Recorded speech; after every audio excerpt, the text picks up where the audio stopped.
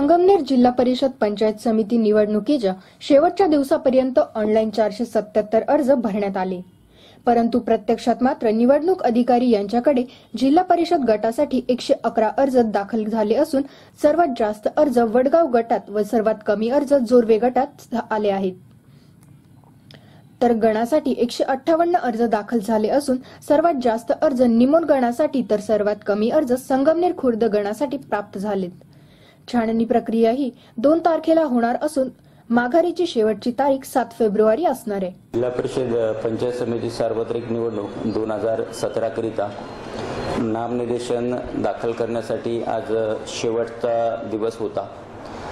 नामनिर्देशन दाखल करण्याच्या शेवटच्या मुदतीपर्यंत जिल्हा परिषद गटांसाठी एकूण तालुक्यामध्ये 111 नामनिर्देशन पत्र दाखल झालेले आहे। तर पंचायत समितीच्या गणांसाठी 158 नामनिर्देशन पत्र याप्रमाणे दाखल झाले।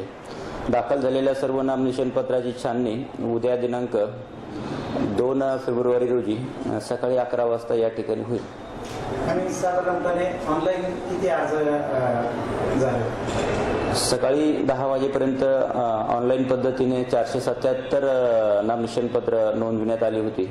परंतु जरीही ऑनलाईन नामनिर्देशन पत्र सादर केले तरी त्याची एक प्रिंट घेऊन स्वतः उमेदवारांनी स्वाक्षरी करून शपथपत्रावर स्वाक्षरी करून साक्षांकन करून ते जोपर्यंत निवडणूक निर्णय अधिकारी यांच्याकडे विहित मुदतीमध्ये दाखल होत नाही तोपर्यंत ते नामनिर्देशन पत्र दाखल केलं असं ग्राह्य धरलं जात नाही।